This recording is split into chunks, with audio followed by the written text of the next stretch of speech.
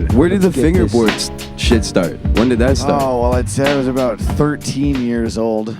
The year was 2003. Okay, yeah. Tech Deck became a new, I don't know, man, but as a gentleman in his mid-30s, I still bring one of these with me everywhere. We've upgraded from Tech Deck. The actual fingerboards. Tech Deck, that's kid stuff. Yeah. That's the gateway to... Tech Deck is T-ball. You can't pick one of these up We're in at the Walmart. major leagues now. No. Honestly, each of these setups is probably worth $100 or more, but we've had fans just gift us awesome fingerboards at shows. Really nice. This Different grip tapes, actual wood, not plastic. The trucks are like real trucks. Just meaning it's like Honey, I Shrunk My Trucks. Right. They're not the Tech Deck plastic ones. They're really good. And it does actually make a difference when you're like learning how to do tricks on a fingerboard. Having a better setup helps. Right. And do you guys have like a park setup, or do you do the street? More of a street skater. Yeah. And I'll be shopping at Target, and I'll just slap some tricks in the aisle when I find a little spot. Right. Yeah. Fuck yeah, man. But yeah, it's much more fun. You have to confront being a total dork. Yeah, you have to really get over how people view you. To me, like having the whole, especially some guys, it's like cement. They have like the whole park built in their garage or whatever. That's just irredeemably gay. I would like to skate one of those fingerboard I would parks so much love to skate one of them, but if I owned one, I'd kill myself. Rumor has it Vancouver's Mercules is also a Tech Deck fingerboard freak. I can confirm this. When he's done his stuff. And we have a song with Mercules. Yeah. He's a legend. He rules. We've hung out with him in Atlanta years ago at a music festival. Nice. He's the nicest guy. No disrespect, but I would cook him in a fingerboard battle. I would body Mercules. It's over. Dog. I'm putting it out there. I'm challenging him. Body Mercules in a fingerboard battle. Yeah, rap battle. I'll take a backseat, dude. You got this one, but don't test my Friends kickflip with game, bro. Shaq battle. He's got me. Shaq feature on my album battle. You win. Fingerboard. I think I can best him. That's right. I forgot. He's a Vancouver native, Legend. right? That's where he's. This is where he's from. Yeah, right? yeah. I think like Surrey originally, but yeah, he definitely is like one of the biggest things out of here. So yeah, he really literally one of the biggest things shot out of for here. the stars. Yeah. No, he rules. Yeah. That was actually really fun. There was this festival in Atlanta that we were both playing, and one night he just sort of like, we all wanted to go hang out, and he was just like big ball. And I think he said at the time it was his first show in the States. Like, he never came to the States. This is 5-6 years ago. Okay. Huh. And that was like a new thing for him. Right. And yeah, we were looking up like, late 3 a.m. open all night bar spots or something. First of and all, he like bought all our entries, and we were all playing a showcase. It was one of these festivals where it's kind of like South by Southwest, where there's the festival and then there's scattered things at bars all over the city. That's like nobodies. Yeah, exactly. And we were doing one of the nobodies shows, and Mercules was closing it out, and we did our set for 10 people. And he showed up and he was like, "I'm not doing this." even he had people there, but he was just like, "I'm not performing." I didn't know that was an I'm option. better than I would have this. liked to have shown up and said no. I don't want to do this. I remember that one thing I remember about that show is I when we got on stage, I either set the mic down or it was I think I had the mic and I set it down to like set up our music or whatever. Yeah. It rolled off the fucking. You hear like a big boom, like feedback. That's always how you want to start a show as a rapper. Absolutely. The microphone falling on the ground and making a big shitty noise. I believe he called the venue Ass Cheeks, and then took us to a bar. This is Mercules. Yeah. Yes. Paid all of our covers. Bought numerous rounds of Patron. The bar then was like, everyone needs to leave because we have a new event starting with a new cover. And he was like, all right, paid our cover again. He double bought us into the same bar. Yeah. More rounds of Patron. Fun guy. I'd like to be clear, we had some money, but when there's somebody else big dicking around, like, it's on me. I'm always just like, it's on them. They got it. Go ahead. Fuck yeah, man. Yeah, I guess that would have been like right around the time he started like doing those YouTube remixes. Blew up off of some like. We should have done more YouTube remixes. Yeah. You guys did do a lot of like challenges and shit like that, right? Yeah, like, well, there's a lot of rappers that just sort of like, it's almost like crowd work to comedy, where it's like there's this niche thing that does really well, on social media. People like rap, sure. Yeah. The original songs are good, sure. Yeah. But like when everyone knows this song by Future and then someone remixes that beat, it's like Mercules did a remix on the fucking Old Town Road beat, like the biggest song in the world. sir. The was the Ed Sheeran one. It was like I'm in love with the shape of you. Yeah. He did a verse on that. It's like those are songs that non-rap fans recognize. So just by proxy, they'll hear his rap version of it and be like, "Oh, I like this." Probably because one, it's good, and two, it's like I already liked this song. Yeah. You know what I mean? It's just like this.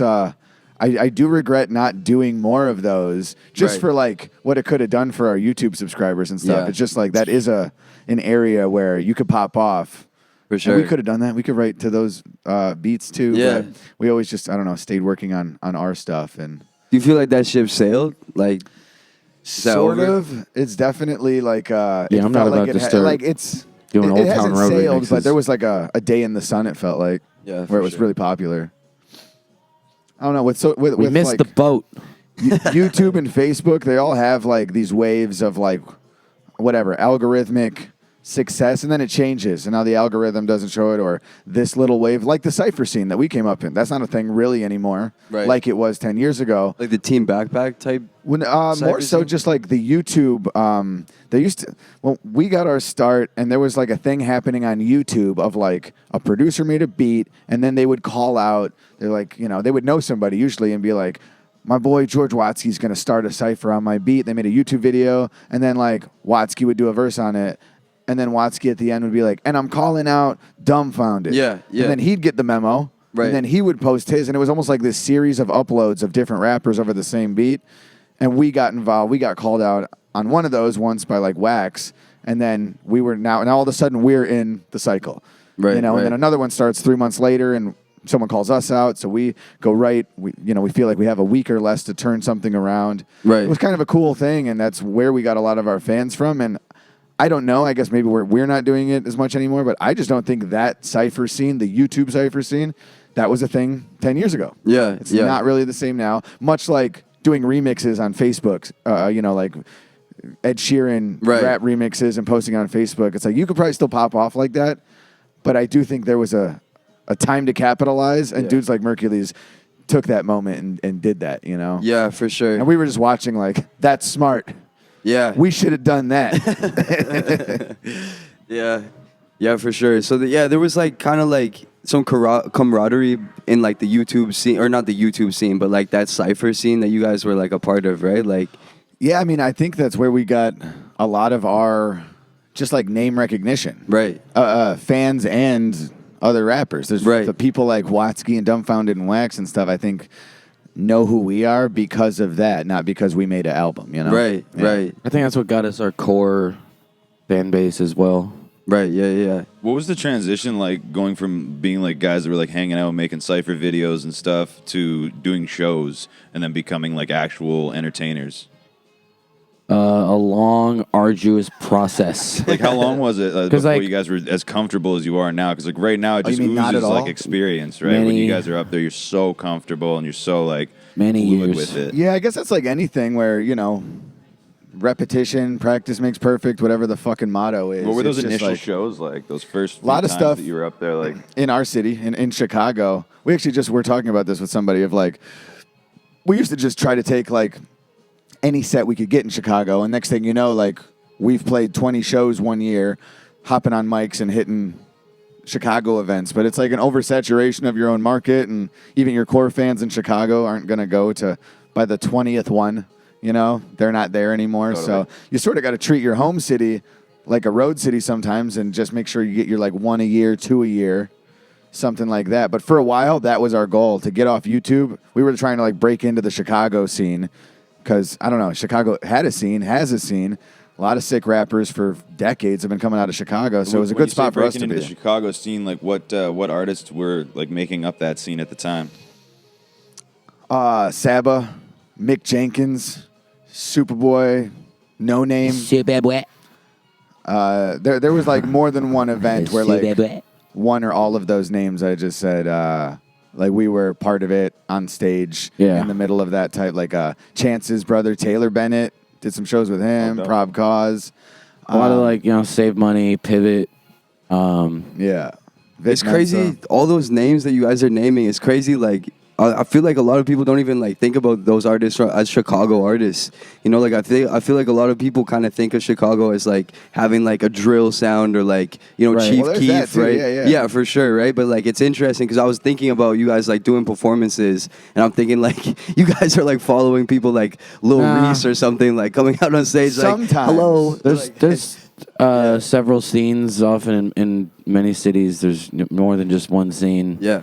We were never embraced by any scene in Chicago. We never felt a part of any scene. Right.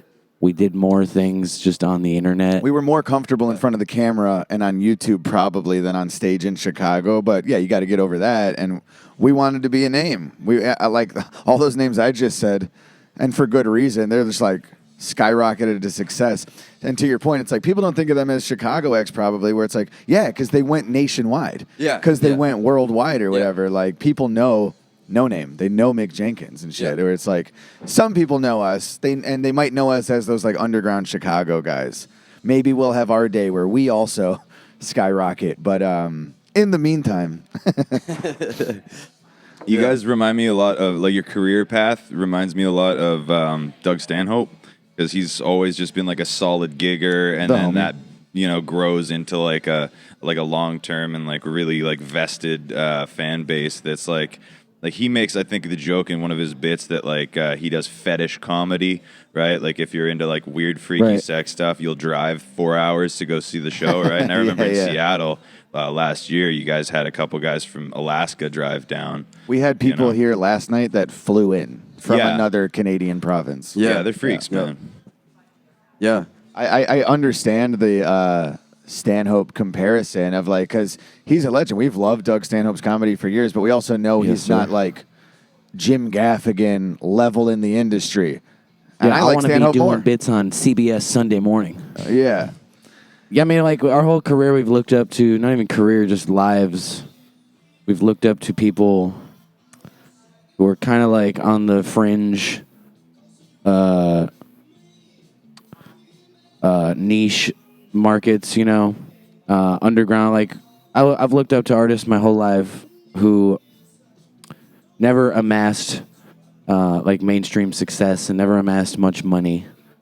And then we get older and we're like, why aren't we rich? And it's like, well, you modeled yourself after broke artists your whole life.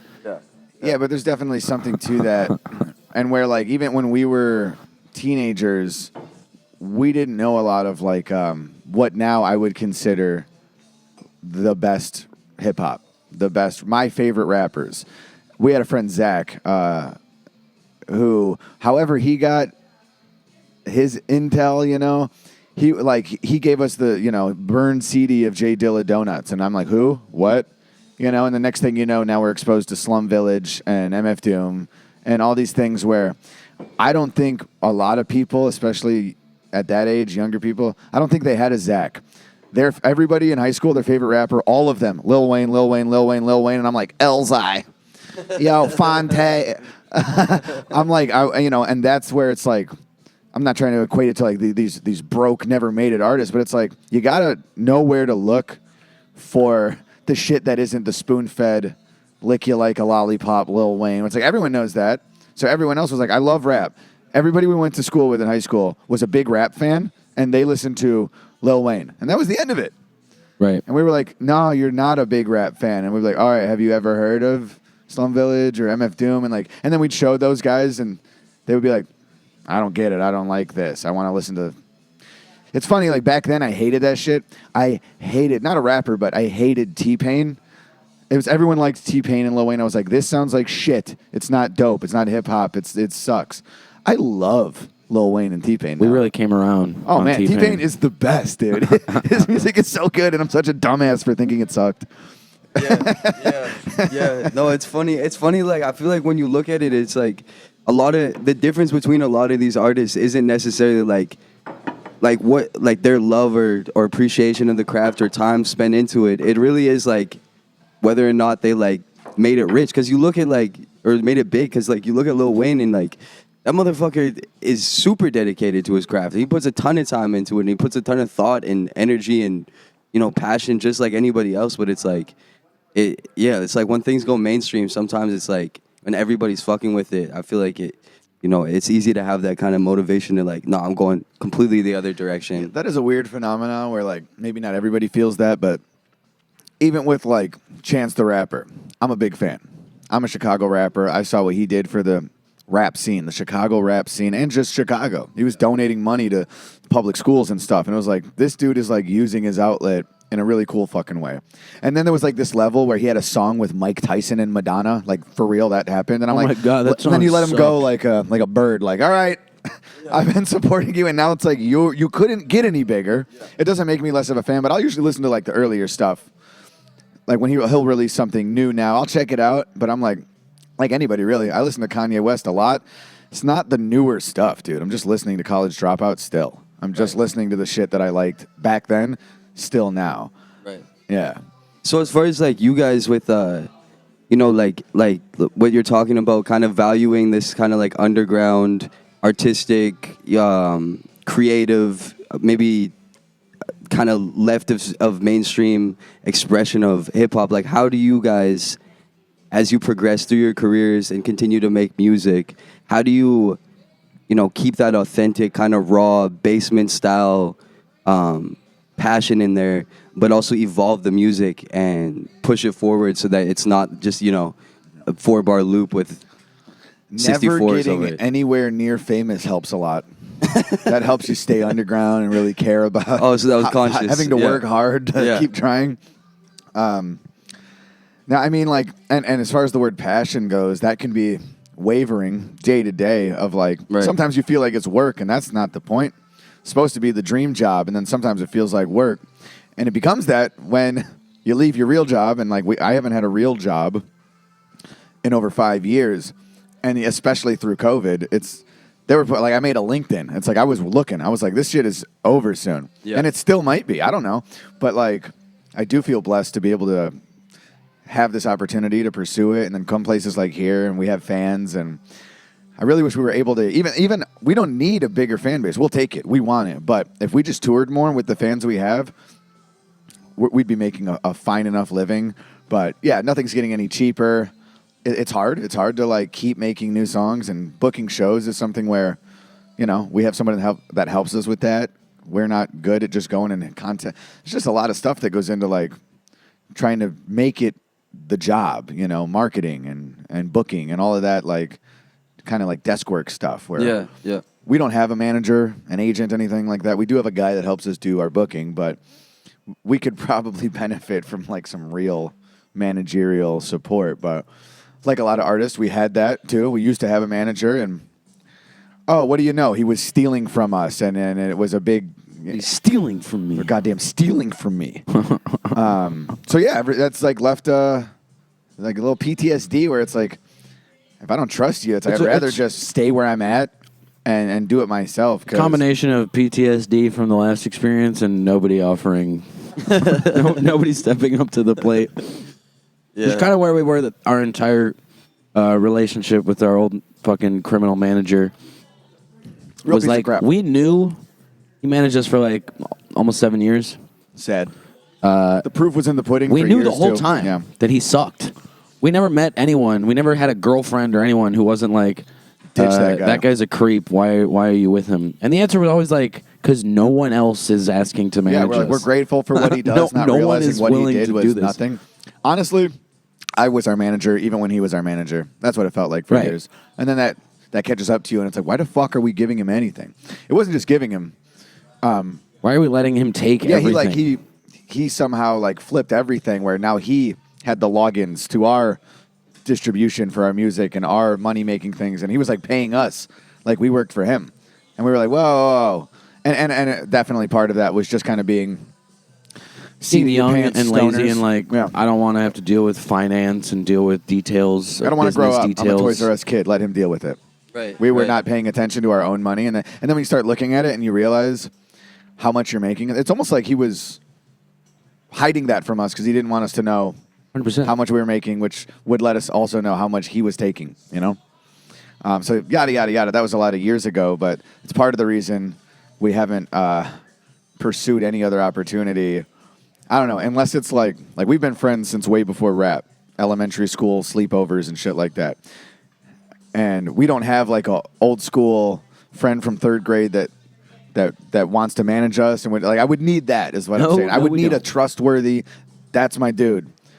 Otherwise, it's just kind of like, I don't know. Like I said, maybe I'm more comfortable staying where I'm at. We need marketing help. We need people out there bringing us opportunities and being the mouthpiece for us. But we've also been burned when we thought we had that, and it's like, whatever, dude. Do you guys feel like you have a better kind of handle or like understanding over things where you wouldn't be able to, or where you would be less likely to be taken advantage of at this point? Yes. We learned a lot. We would never go back into an arrangement like the one that we had. Right. Where we used to that guy used to like give us our allowance, you know? Yeah, it's so weird, man. It's weird. If I had to like pay rent, I had to ask my manager for my rent money. I would ask him about taxes every year and stuff because he was like, I got it. And it's like, well, like. Do you got it? He was like doing my taxes, and I was just very, very like untrustworthy of all of that. And there was a point where I made him give us all of the paperwork, and we showed a professional, and they were like, this is wrong. My brother, my stepbrother's an accountant. We showed him what our manager gave us, and he was like, this looks like it was done by someone who has no idea what they're doing. Yeah. I believe he used the term throwing a dart with a blindfold on or something. That's what he equated that guy's version of our taxes to. It's like, remember, it's not even like in the ballpark of done right. We used to record. Great. We trust this guy. We used to record at our manager's apartment. Our manager and our producer, or our engineer, actually lived together for a short period of time. And our studio was in the apartment. And because of that, I remember our accountant was saying that he valued his apartment at $1 million or something. He was a dumbass. This guy sucks shit. Beware the hip-hop manager. So how did you guys get away from him? How'd you break it off with him? This is crazy. I actually don't know if this is stuff we're like supposed to say, but okay. Gives a shit, but we killed him. We buried him. Yes. He's fucking gone. When they find John Gotti, they're gonna find him too. He fell off a cliff and he's dead now. And we had a meeting for the purpose of firing him. We went to his apartment and pretty much for like an hour, Matt gave him the business. I verbally butt fucked that guy. And throughout the whole time, this fucking awkward douchebag was like, he had a coffee French press that at the beginning of the meeting, he poured the last remnants of coffee into his cup. And for the whole hour of him being berated by Matt, he kept just like tipping the empty French press over his cup till like a drop would come out and then sit there and like pretend to sip his cup. Ghost sips of the empty mug that he was pouring invisible coffee. While also he was nervous. Yeah. Chain popping like breath mints. That's a good combo. Icebreaker mints and coffee. He was eating icebreakers like they're M&Ms. Supposed to have one just to freshen up. No.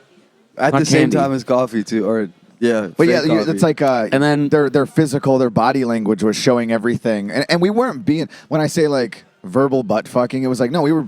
That wasn't that bad. We It were was just bringing up valid concerns about speaking the future. the truth. And it was sort of like at the time there was somebody else that actually was working with us, and they made us a pitch to be our. They wanted to be our manager, and that's what it came to. It's like, all right, we done all these years with you, and there's someone else, and it's like we feel like we're at the tail end, and like, what are you really doing for us? Really, should we pursue this? And he got like offended, like, well, how dare you ask?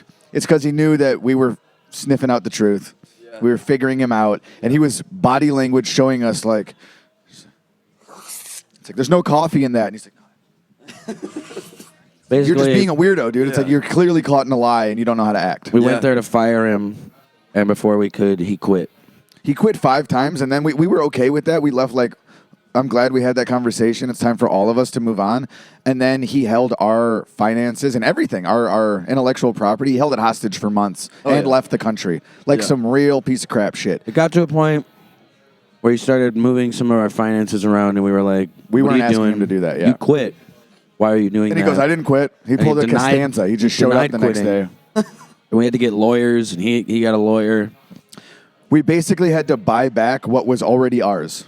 Right. In a certain amount of dollars. He accrued a major debt, and he made us pay it. We paid his debt to get our logins back for our distribution and our money. Right. To get our own intellectual property back, we had to lose a lot of fucking He may have money. gotten And it was worth verbally it. butt fucked, but we got financially What's butt that? fucked. What's that Bronx Tale bit where it's just like $20 to get him out of your life? Like he's bitching about losing the money, and it's like, but think of it this Louis way. Beans? Yeah, it's a small price to pay to get the weak link out of your operation. Like, don't worry about the money. It's like, it was a lot more than $20. Yeah, I wish it was only but $20. In hindsight, money well spent. That guy sucks shit.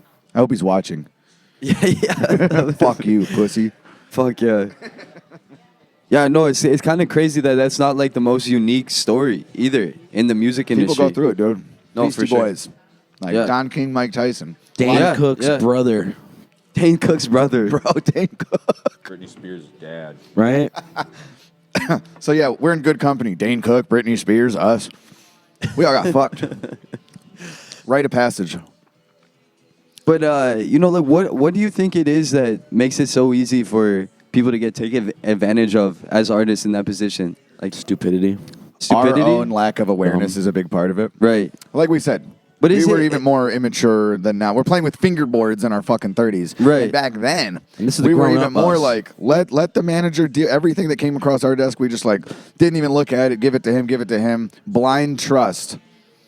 And then, yeah, it just, at a certain point, you start growing up and realizing, like, especially when we like had to do this for a living, you know, that ex-manager of ours, there was he did this thing where he would always like take the thing I said and turn it back on me, and I saw right through that. Right. I would be like, hey man, we need you to work harder for us, and he'd be like, I need you to work harder for me, and I'd be like, no, that's what I just fucking said.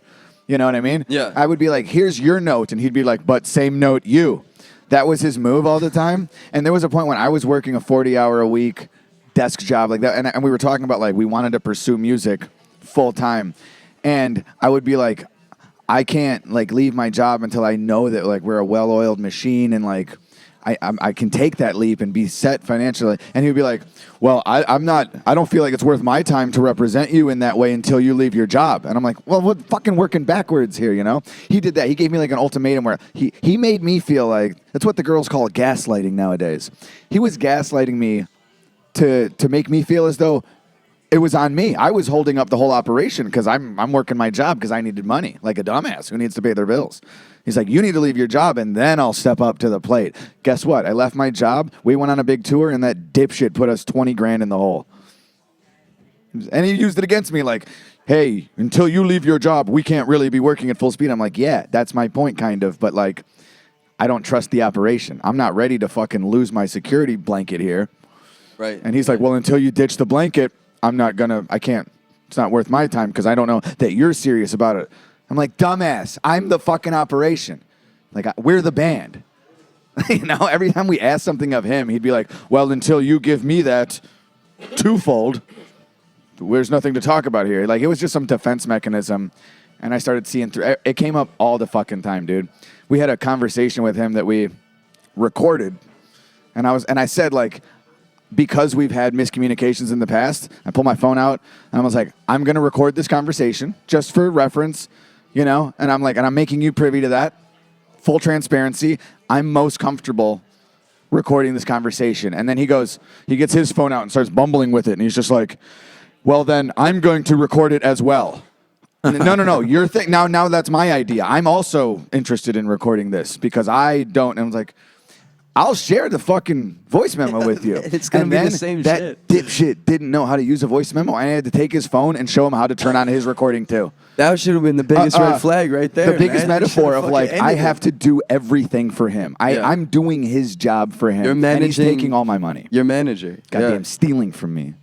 Yeah. Getting worked up, dude. That guy sucks. Yeah, fuck, man. That's fucking tough. Next topic. I'm done with him. Well, how is it now, like, you know, like, actually, like, growing up, you know, and doing that stuff? Like, is it taking away from the creative process? Is it adding to it? You guys, I feel like you guys do a lot of creative work, marketing, and you know, promoting yourselves. Like, is there any enjoyment through that, or is it still just kind of... The promoting is some of the least enjoyable stuff. We're not the type Really? of guys who are just comfortable like, what's up, world? Catch us live in Seattle. Like, You guys we just don't like suck that at shit. talking to the phone, and I just yeah, that's such a built-in part of the game now, and it didn't always feel like that. No, it was not. Back in the day, we did just upload a video on YouTube and make like one Instagram post or something, and Right. it'd be like, it's taken off. Right. And now it's like if you're not posting a fucking reel every day with you lip syncing some song and the lyrics popping up in text on the fucking screen, it's like you're invisible in the scene or something. Or like, Right, there's yeah. a lot more expectation, it feels like, to stay relevant, and you're just like competing. Everybody I follow is like friends of mine, musician peers and stuff, and we're all like doing the same. We're playing the same game. I don't know how that shit started, but I'm getting a little sick of it. Like everybody's promotional content looking the same. A lip sync video to their Yeah. new release with the text on the screen. It's like we all gotta get our promo out there. But back in the day, we didn't have to do that, and it was working better. Now we're all doing the same thing, and we all look like follow the leader.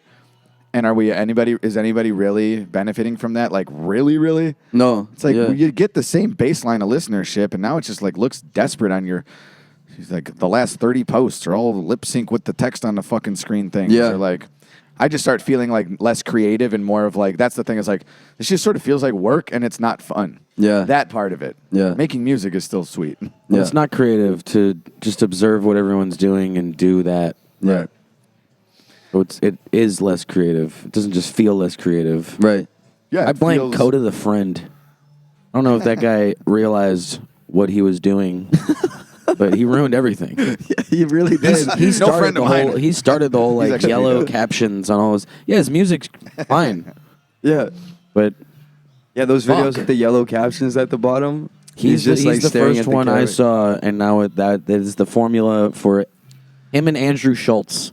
Right. Yeah. If you're a comic or a rapper, now you have to have yellow captions on your video. Yeah. Well, yeah. it was cool at the time, and like any trend falls off. That's why we don't have fucking yo-yos. Well, I guess some trends are forever, but you know, it's like that whole thing. It's like to me, it's wearing thin, and even adding that, it's like it hurts my wrist when I'm doing all this extra editing work and like typing out every word I fucking said in every video. You guys get a Why? carpal tunnel. Just enable the audio and listen to what I'm saying, you dorks. Like it's just it's this extra step, and it's all follow the leader, and it works for some people. So everyone's like, it worked for them. Now I should do it. Everyone's Bothers the doing shit it. I out should of do us it. that we have to make content. Just that we have to. It's not art. It's content. that word in general, that we have to make content. But the fact that we have to curate and make content that is designed for people who are like on their phone in a lobby and don't want to have the volume up. Like, that's not why I make music. Yeah, You want to hear yeah. music, put your fucking headphones on or go home and Oh yeah, I want and people play to the music. read my lyrics without even enabling the goddamn audio in the clip. That's why I did this. Yeah. We're all yeah. working to entertain someone who's sitting on the train. Yeah, Why exactly yeah. do you do this though? Like, what is it Well, inside with you? the If text, the I've fans stopped. didn't exist, or if any of this, like the whole conventional context of being a rapper, if that didn't exist, like why are you doing it? Like, I know how I feel about making beats and how Yeah. it makes me feel. Yeah, we but, just like rhyming stuff and feels Well, nice. 'cause, yeah, like- when you finish a verse and you have like a clever bar or a clever rhyme that, you know, this is a source of pride. It's like we always used to say, it's like we grew up skateboarding, obviously with the fingerboards and shit now, but that feeling of like landing a trick and riding away. Like, I'm not sponsored. I'm not a pro. This doesn't bring me anything. You just had an idea But the of a pleasure goal. of like I tried it 100 times, and then on the 100th time I landed it and rode away. There's a pride in that. It's just like, oh, it felt anything. good. It's like- I just landed it. Now I'm gonna do it again. Finishing any task should feel good if you like apply yourself. Like that's just part of like whatever, Yeah. taking a chance or creating a thing. And there is that. So it's like we still do feel like that, and even like, but there is that element. Like we could make the dopest songs in the world, but sadly, if you're not promoting them the right way or enough or whatever, it doesn't really matter. You know, Yeah. you want people to hear it. So that's part of it. It's like I could make an album and know it's awesome and feel great about what I did, but if no one hears it, there is a little bit of like, oh, Yeah. you know, of Yeah. course. It's like you want people to fucking recognize and at least be exposed to your creation, no matter what that is. So that's what we do is, well, it's rhymes and it's songs, and we have stuff to say. We said stuff then. We have more things, more ideas, things to say now. Yeah. So there's that same feeling. It's just, yeah, the expectation and necessity of like not just marketing, but like the style of marketing now Yeah, I guess maybe we're just old souls and we look back at like we just were born 20 years too late or something. I wish we fucking came up in the 90s and or like we're our age now in the 90s where it was like this. It wasn't that. It was just the shit. It was just the fucking art. I've been saying lately we need to bring back like gatekeepers. Gatekeepers weren't the worst thing ever. Totally. Industry gatekeepers way back when not every single human had a voice. Right. Yeah. Shit sucks now. Yeah, exactly. Some people don't deserve a voice. Yeah, we should make rappers run the combine of rap. You gotta be able to freestyle, like spit at 16. You can't have any fucking lip syncing videos on your Instagram. No backtracks on the live shows, and then we'll let you in. Yeah. But at the same time, we're just bitter. 100%. And the Makes shit sense. we're bitching about is just the new, the evolution of like we were just saying. We got most of our core fan base through that YouTube cipher scene a while ago. Yeah. All the shit we're bitching about now is just the new version of that. Yeah, 100%. It just evolves.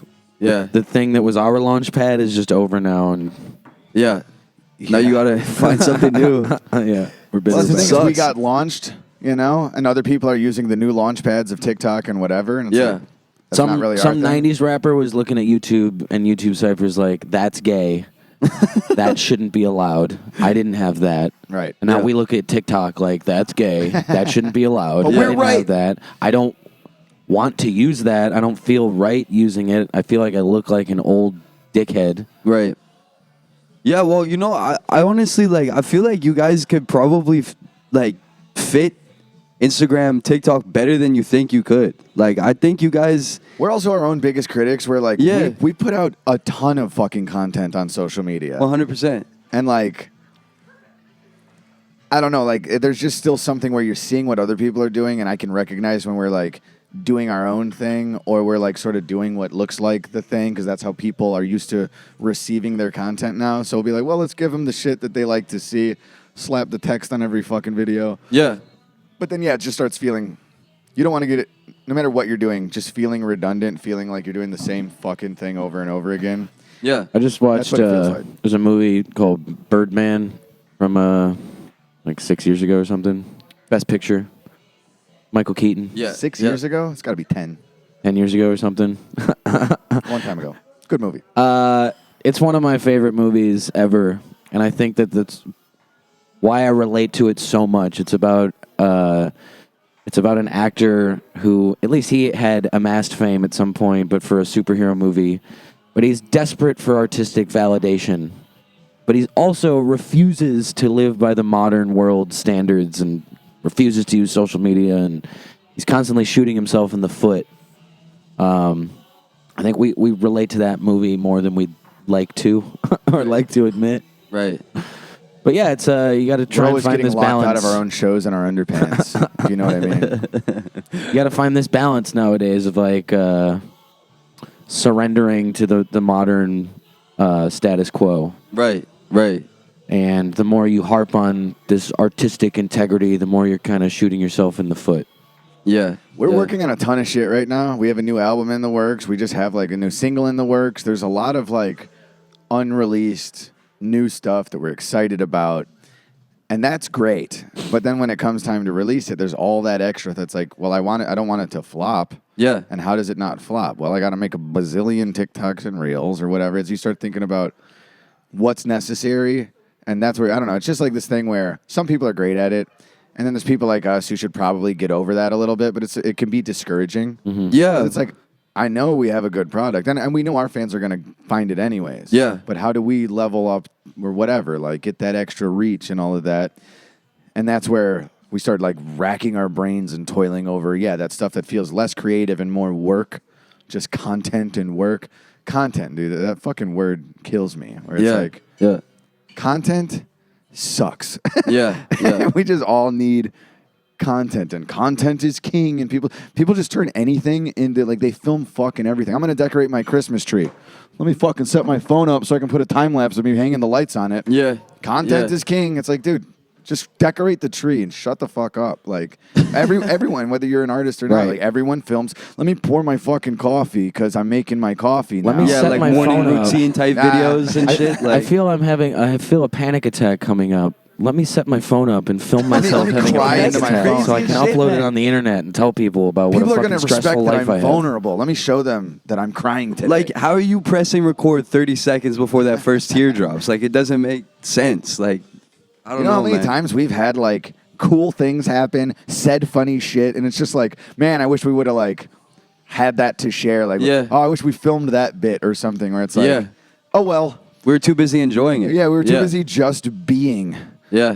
just doing and being, without the Yeah. thought of like, well, how am I going to share this with the world? Yeah, I don't think it was intended, but the true evil of social media and everything is it has turned everyone into like their main focus is like marketing.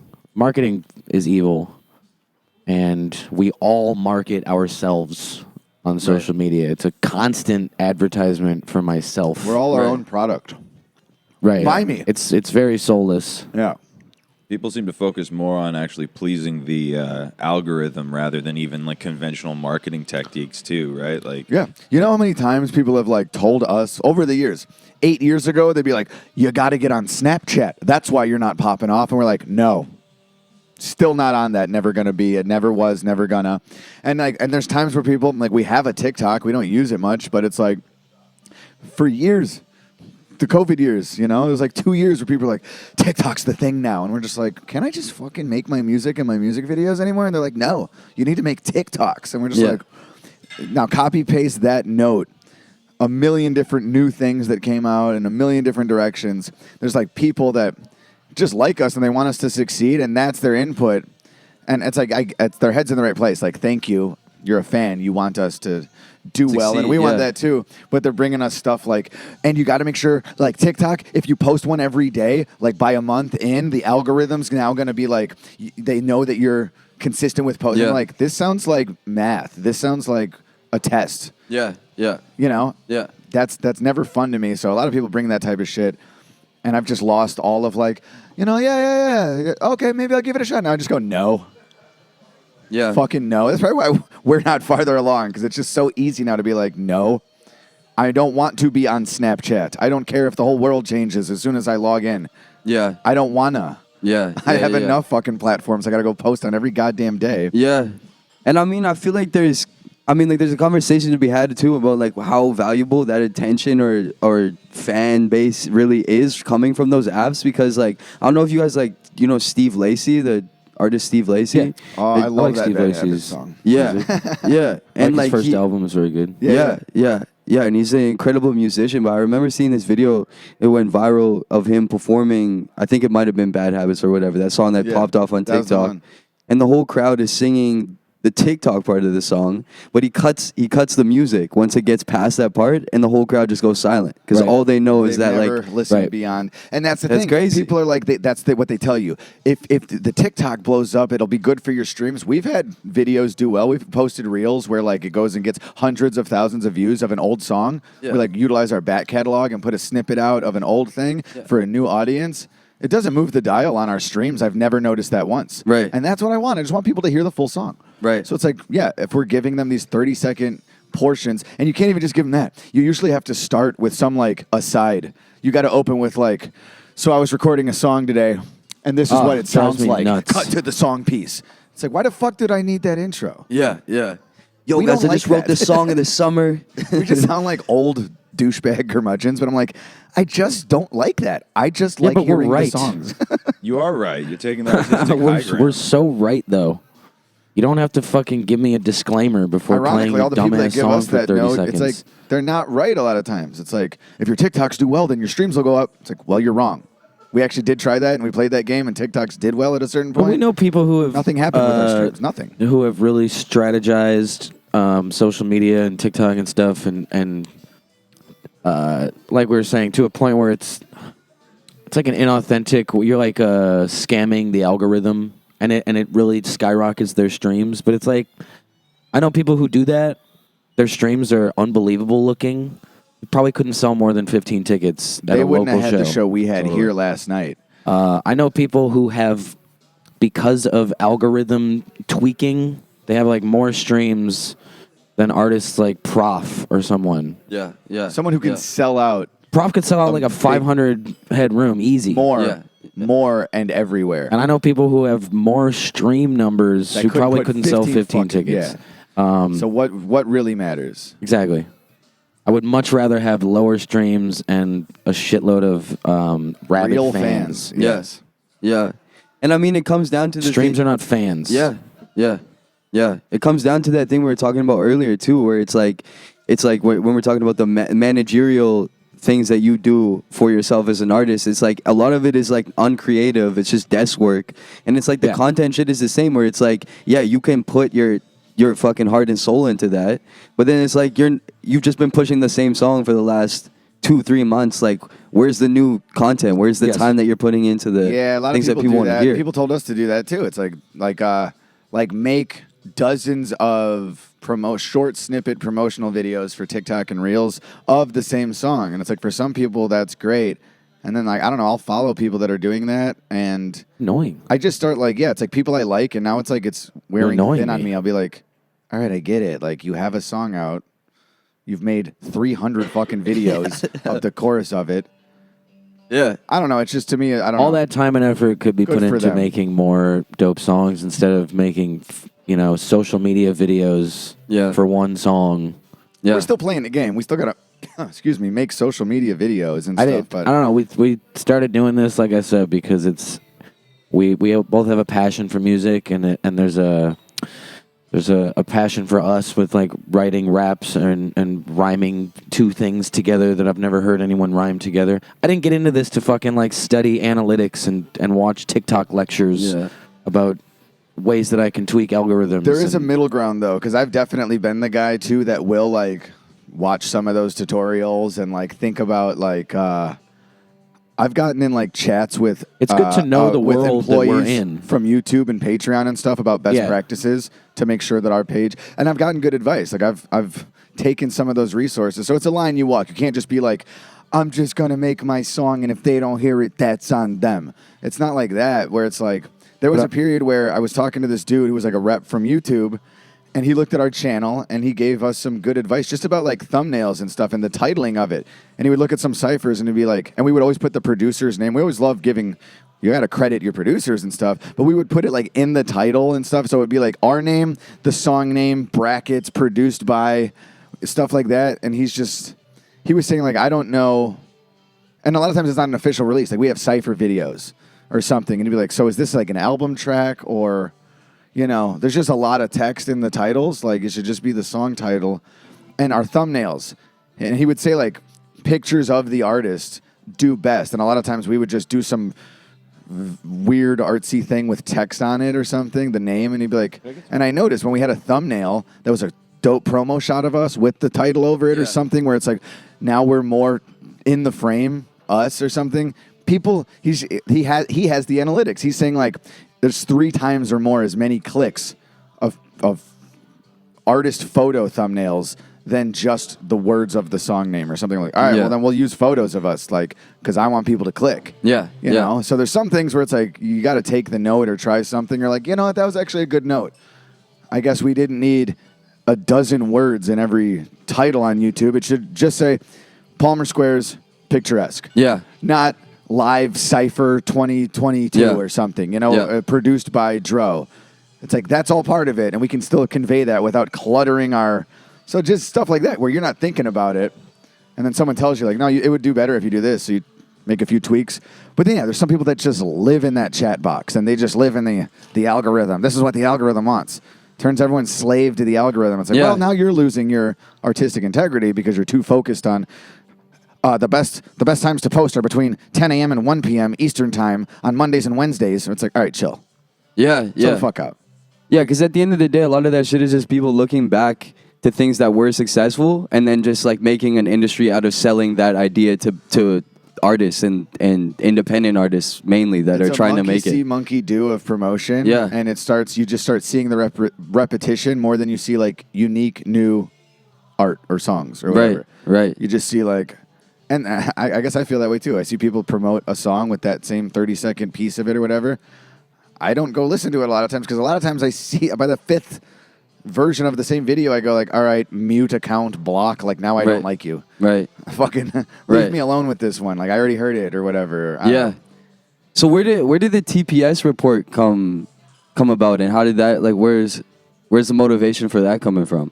We have a podcast called TPS Reports, and it used to be like a vlog series. We used to do like all the extra stuff that wasn't just our official releases. We'd be on the road filming fan hangouts and stuff.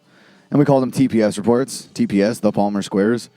And then, at a certain point, that was pretty taxing as well, and started feeling that redundant.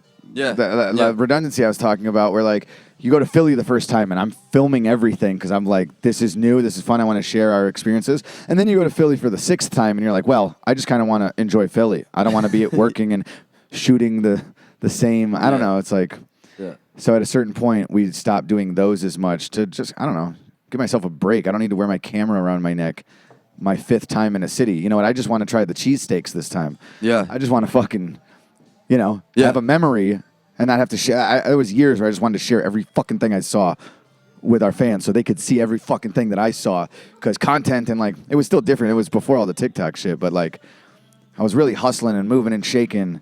And then at a certain point I was like, nah, I'm going to take the night off and just have dinner and relax and not go film the name of the venue so I can cut to that. And then and I'll be filming ourselves on stage, and maybe we could do that a little more, but podcasting took off, and TPS Reports as a title makes more sense to me. And they like, grab the mic, and this is what's going on this week. This is our week in review. We were just in Vancouver on Saturday. Here's some stories from that. The Palmer Square is reporting on what's going on, and I don't have to edit like a fucking movie. I'm making documentaries. I mean, I'm proud of it. There's a 35-episode web series I made called TPS Reports. Yeah. I just couldn't make 35 more of them, Yeah. That was it. Yeah. So now that I've transferred that hustle into podcasting, and now I'm sick of doing that. We've done you guys are getting... We've done 300 episodes, and I don't know if we got 300 more in us. Yeah. Please, God, no. Yeah. Ironically enough, like tomorrow we're gonna go home and do 2 hours of podcasting and talk about stuff where it's like, that's at least something where we can reach our fans week to week, because we're not releasing songs every week. And like we just said, when you do, it's almost works against you sometimes. It's oversaturation and you start trying to cheat an algorithm. But we do want to connect with our fans more often than once a year when that album drops or whatever. So a podcast is a pretty great, more modern outlet to have people write in, call in. We're answering fan questions. And they can listen to something from us, our mouth to their ears every week, but it doesn't put pressure on us to have to like finish the album every Monday. Yeah. It's a cool way to reach people. Yeah. Are you guys fans of podcasts? For sure. Yes. I really only listen to like comedians. Yeah. I know podcasting goes in all crazy realms and mental health and storytelling. I just like comedy. Before podcasts, I loved stand-up. We both grew up on comedians, and we get a lot of our musical inspiration from comedians and get ideas from watching what they talk about and what they're making. I used to listen to way too much. Like, there was a period in my life where I was curious what actual thoughts I had in my head. And like, stuff would come up, and then I'm just kind of regurgitating something I heard Bill Burr say about this topic. Right. And I'm like, all right, I got to stop listening to so much fucking shit and figure out what I believe. Yeah. I'm just saying stuff I heard people say. I listen to a few shows still, but I used to not be able to like be alone with my own thoughts. I wouldn't ever have a moment where the headphones weren't in, and when one pod would end, it would be like, play next. Yeah. Now I like silence, dude. I started meditating a few years ago. I actually need to get back into that, but it's like, I need to figure out a way to like unwind all the noise in my brain, and like sometimes you just gotta sit down and breathe. Yeah. Stop listening to what Bill Burr said about something so I can be like, that's a good point. I gotta memorize that. Now I'm gonna regurgitate that when this comes up. Yeah. That's how I was living for a couple of years, like 8 years ago. And I just it wasn't good. How did you? But I love comedy. Yeah. How did you get introduced to meditation? I mean, I've always been familiar with it or aware of the thing, and anytime I had tried it, it was this is Ace Ventura 2. When nature calls. Talked with his butt. Allow me to ask you a question. Yeah, it was. I think I just found it on like I just felt like mentally all spun out of control and made the effort to like with more than that too. Like for years I would look at like stretching and yoga as like a waste of my time. Now I'm sore and I need to not feel sore, and sometimes you got to put like 30 minutes or more and you just do it. I'm impatient with a lot of stuff too. It's like I could be spending that 30 minutes like writing a song or something. It's like you'd probably feel better about doing that or whatever's next in your day if you like had just felt a little looser and fresher and stuff. Yeah. Not just like I got to do this and I'm OCD, so this goes here and that goes there. It's like stop for a minute and a lot of times that helps me like organize mentally. Like when it's like you don't just shut your brain off. Like it's hard. People try to meditate and it's like after 1 minute they'll be like, this isn't fucking working. This is stupid. That's how I feel about it. But you like force yourself through it, and then sometimes as things are coming into my head and I'm trying to not have things in my head, I'll like log it for later. And then like when I'm done giving myself a minute to just have a minute, 15 minutes or whatever, I'll like remember that, and it allows me to go into it a little more clearly, like one thing at a time. Don't rush. I don't know. I'm like that type of person. I just want to like to-do list, check. And now ironically, when everything's done off the to-do list, it should be like relaxing and the most comfortable. Like I did all my stuff. It's reverse for me where someone's like, now what do I do? What do I do? Yeah. Nothing. Sit down, take a breath. Yeah. Stretch, just chill, take care of yourself. Like, right. Sadly, that's something you have to like learn, like drink water, take a breath. You know, like, no, I need to listen to a podcast and write a song and lose sleep. So I don't know, not getting any younger. You just realize at a certain point, like, slow down, you know? The Ferris Bueller thing. If you don't stop for a second, like you might miss it. Yeah. And just like I was too busy filming everything and creating and stuff. It's like sometimes take a day off. Just chill. Right. Pet your dog's belly. Play a video game. Just fucking chill. Right. Yeah. I don't know how I got introduced to it. I just think I like needed to try something to turn my head off a little more because I'll just stay up at night. You know, I'm trying to fall asleep and I'm just laying there thinking about what I got to do tomorrow, what I got to do, what's going on, and I hate that. Yeah. It shouldn't be this difficult, but sometimes it is, and those things are helpful. Stretching, breathing, just slowing down. It shouldn't be that hard, but it is, for me at least. Yeah. Yeah, no, I feel like it's kind of interesting how it kind of is counterintuitive the way that it works, because you think like, oh, if I stop and breathe and slow down, like I'm going to be unproductive. I'm not going to be doing things, but it actually can give you the space to get the energy to do the things that you need to do. You know? Right. I'll come out of those experiences like the to-do list isn't going anywhere. And a lot of times when you just like approach it, whatever you got to do, it's like, I don't like working in a dirty house. So it might be procrastination, but I also like once everything else is done and the dishes are clean and the countertop is like, I just feel more comfortable doing my work anyways. Yeah. Or something. So it's just like, I don't know, not forgetting about just like the basics. Yeah. And it's so funny, dude. Like I've had like heat stroke, dehydration, like fainted, stuff like that. Drink water. Get enough sleep. Like stuff you don't think you have to be like told or reminded about. And be like, right. I didn't drink water all week. And that's why I feel like shit. Yeah. What about you? Have you attempted meditation? You've been alone with your thoughts in the last 5 years? Hunches his thoughts. Yeah, I don't meditate. I stopped. I got to get back into it. I don't like meditating. You're not with it. But it's hard I to like get past doing 2 minutes yoga of it. and stuff. Yeah. I've been training martial arts for a couple of years, and to me, that's very meditative. Right, for sure. I like doing things that,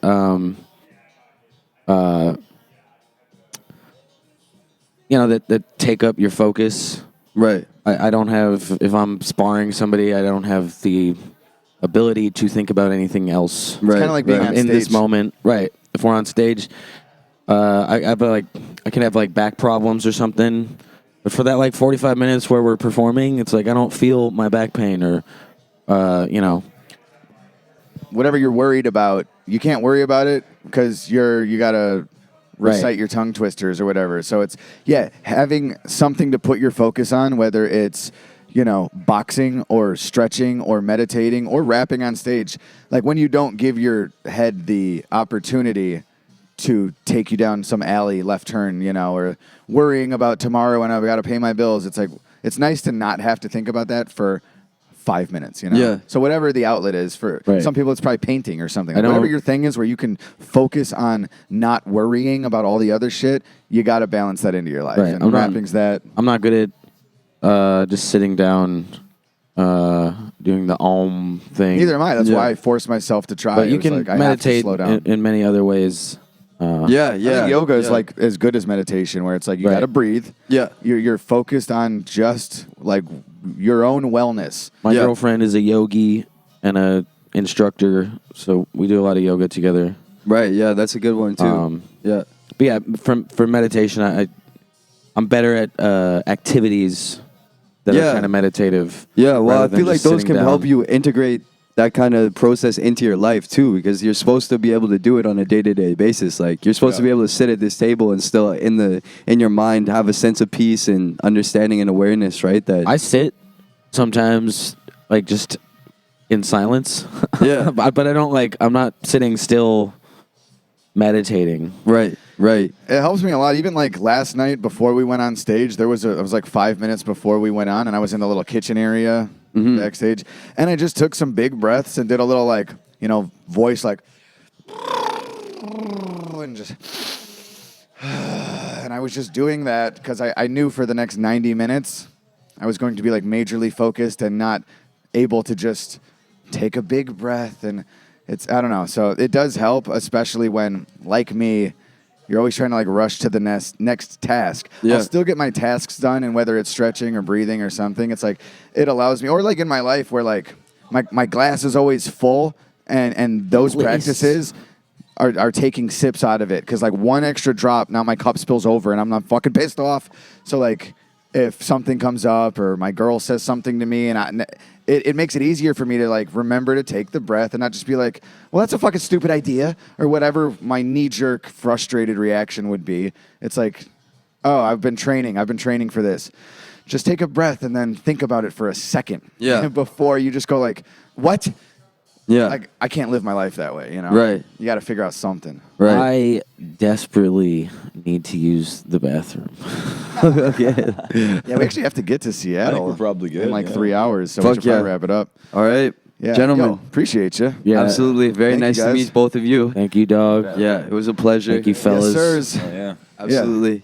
And thank y'all for real, like getting on stage, bringing us to this stage, like making this event happen, and you know, It was I a know you guys success. put on for Vancouver in general, so letting us come and be a part of that for a night, like we thank you guys. We wanted to Absolutely. get back here for years. Yeah, Thank well, you guys so much for everything you guys have done. Yeah. Connection with Wax and all of this. Yeah. and inspiring this whole situation in the first place. seriously, to be honest, two man. years ago, when we first started this, I sat on this guy's couch, and we were at his house, and he showed me you guys for the first time, and he played the video of, I think it was the challenge you guys did where you're on a rooftop in Chicago, and Yeah. you're you Showcase. Yeah. Showcase. Yeah, and he showed me that, and we were just like, man, how fucking cool would it be if we were able to like put these guys on stage in Vancouver? 2 years later, here we Easy are, peasy. man. Yeah, It's a pleasure. Well, you're Absolutely. welcome. Yeah, Glad we could make your year. absolutely.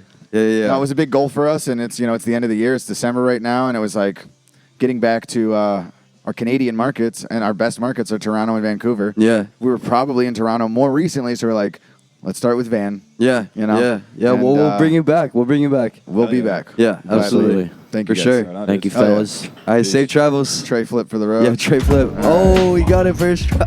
Yo.